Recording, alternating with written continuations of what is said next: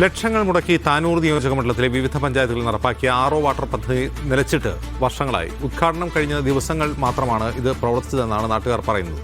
പദ്ധതി പുനരുജ്ജീവിപ്പിക്കാനുള്ള നടപടിയെടുക്കണമെന്നാണ് ആവശ്യം.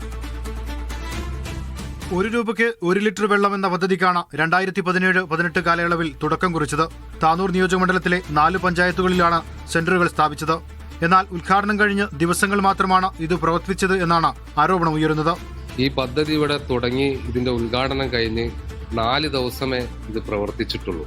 താനൂർ നിയോജക മണ്ഡലത്തില് പൊയൂർ പഞ്ചായത്തില്, താനാളൂർ പഞ്ചായത്തില്, നിർമ്മലത്തൂർ പഞ്ചായത്തില് ഈ പഞ്ചായത്തുകളിലൊക്കെ ഇത് സ്ഥാപിച്ചിട്ട് ഇതുവരെ ജനങ്ങൾക്ക് ഇതിൽ നിന്ന് ഒരു കുപ്പി വെള്ളം പോലും കുടിക്കാൻ കിട്ടിയിട്ടില്ല എന്ന് പറയുന്നത് ഏറ്റവും ദൗർഭാഗ്യകരമാണ്. മുൻ MLA വി അബ്ദുറഹ്മാൻ പ്രാദേശിക വികസന ഫണ്ടിൽ നിന്നുമായിരുന്നു പദ്ധതിക്ക് തുക വകയിരുത്തിയത്.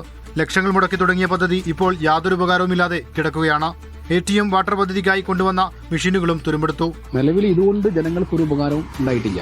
ജനങ്ങൾക്ക് ഈ പ്രദേശത്ത് തൊട്ടടുത്തുള്ള വീട്ടുകാർക്ക് പോലും ഇതുകൊണ്ട് ഒരു തുള്ളി കുടിവെള്ളം കൊടുക്കാൻ ഈ പദ്ധതി കൊണ്ട് സാധിച്ചിട്ടില്ല എന്നുള്ളത് എല്ലാവർക്കും അറിയുന്ന വസ്തുതയാണ്. നശിച്ചുകൊണ്ടിരിക്കുകയാണ്. അതിപ്പോൾ സാമൂഹ്യ ദ്രോഹികളും അതുപോലെ തന്നെ ഇഴജന്തുക്കളൊക്കെ വന്ന് അവർക്ക് അധിവസിക്കുന്ന ഒരു പ്രദേശമായി മാറിയിരിക്കും. കുടിവെള്ളക്ഷാമം പരിഹരിക്കുന്നതിനായി തുടങ്ങിവെച്ച പദ്ധതി കൊണ്ട് ഇപ്പോൾ നാട്ടുകാർക്ക് യാതൊരു ഉപകാരവുമില്ല.